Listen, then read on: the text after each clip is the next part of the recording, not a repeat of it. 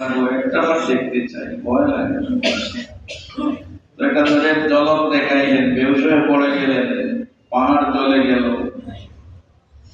কুশওয়ার পরে বললেন, আল্লাহ আর জীবনে এই কথা আর বলবো না, তোমাকে দেখা সম্ভব না। জোরে বলেন সুবহানাল্লাহ। মুসা আলাইহিস সালাম আল্লাহর কথা শুনিয়া পাগল। 24টা ঘন্টা আল্লাহ তার বান্দার খবর রাখে। মুসা আলাইহিস সালাম বলেছিলেন, আল্লাহ তুমি কি ঘুমাও না? আল্লাহ বলেন, আমি ঘুমাই না। কেন ঘুমাও না?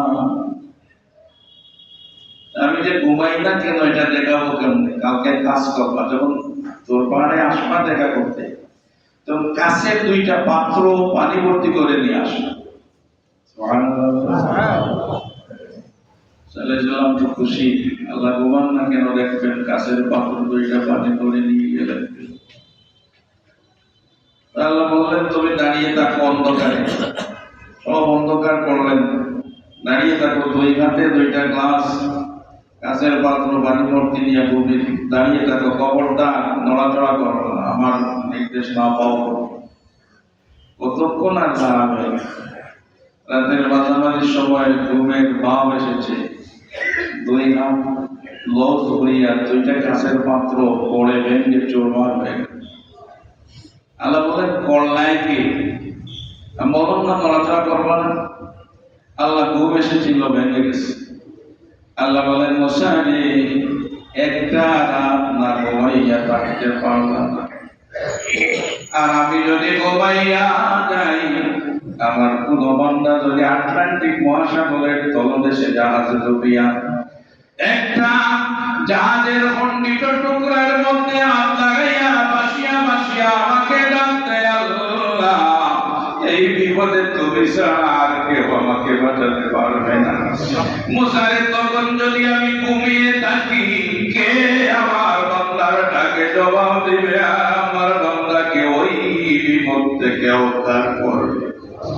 সুতরাং আমি ঘুমাই না 24টা ঘন্টা, আমার বান্দা বান্দির খবর আমি রাখি। মোবাইলে কে রাখবে রে মুসা? এজন্য আমি আল্লাহ ঘুমাই না। লা তাখুযুহু সিনাতুন ওয়ালা নাওম। জোরে বলেন সুবহানাল্লাহ।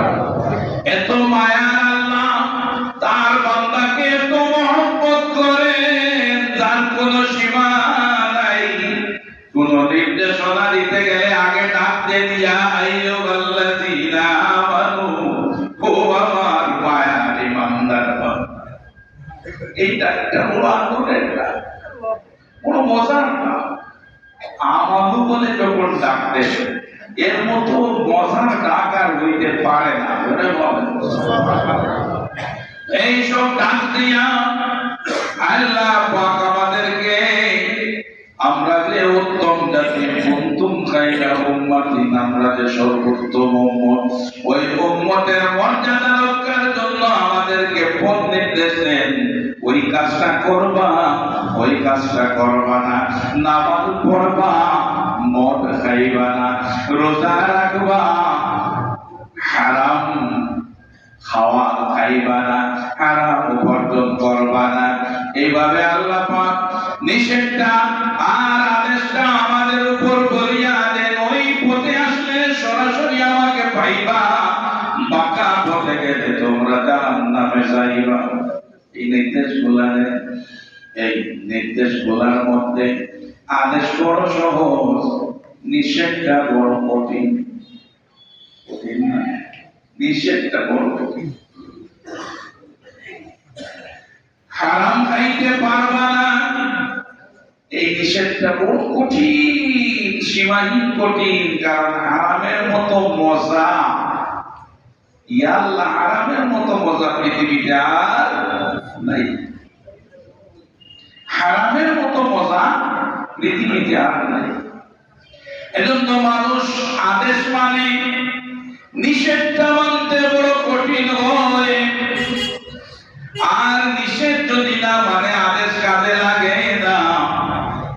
লাগে কিভাবে বোঝাবো? সময় শেষ। কারণ নামাজ পড়তে গেলে আল্লাহ 13টা। কয়টা? নামাজ পড়ি তো আমরা, নামাজ পড়া সহজ, ঠিক আছে। কিন্তু মানুষ আছে শরমে কর্মেও নামাজে আসে না। আমি মুসলিম, আমি যদি বের হয়ে এদিকে আসি, মানুষ বলবে এমনি নামাজ বাহ্যিক দৃষ্টিতে লজ্জা দেবে। ঘরে বসেও থাকা যাবে না, শুক্রবার ঘরের বউ বলবে তুমি সব মানুষ তোমার নামাজে তুমি যাও না কেন? তো শরমে কর্মেও নামাজে এসে যায়। কিন্তু নামাজ পড়তে গেলে 1 নম্বর শর্ত হলো হারামে নামাজ হবে না, মসজিদে আসার যোগ্যতা অর্জন করতে পারবে না। 1 নম্বর হচ্ছে শরীর পাক। 1 নম্বর শর্ত কি? ফরজ। 1 নম্বর ফরজ বা শর্ত হচ্ছে কি? শরীর পাক। আপনি আপনার শরীরকে জিজ্ঞাসা করেন পাক না পাক, জবাব পাইবেন ব্যবসা করলাম যে আয় করলাম তত সাদা, এই আয়ের মধ্যে কোনো হারাম আছে? শিখি আপনি যদি হারাম থাকে, পা থেকে মাথা পর্যন্ত হারাম, সেটা বলেন। আপনার সম্পদের ভিতরে, আপনার সম্পদের ভিতরে আমরা তো বুঝি না, জবরদখলে ব্যস্ত, ঠিক আছে, সন্ত্রাসী, রাহাজানি, জালিমি অভ্যস্ত হয়ে গেছে। অভ্যস্ত না? মানুষকে ঠকানো, ওজনে কম দেয়া, মাল কি বেশি দাম পাওয়ার আশায় মানুষকে কষ্ট দিয়া গোদাম দাম করিয়া রাখলাম, দাম বেশি পাবো, অথচ মানুষ কষ্ট পাইতেছে। এটা হারাম। এইসব বিষয় নিয়ে চিন্তা করে আপনার পা থেকে মাথা পর্যন্ত আপনি নিজেকে জিজ্ঞাসা করেন, বডি তুমি পাক না পাক?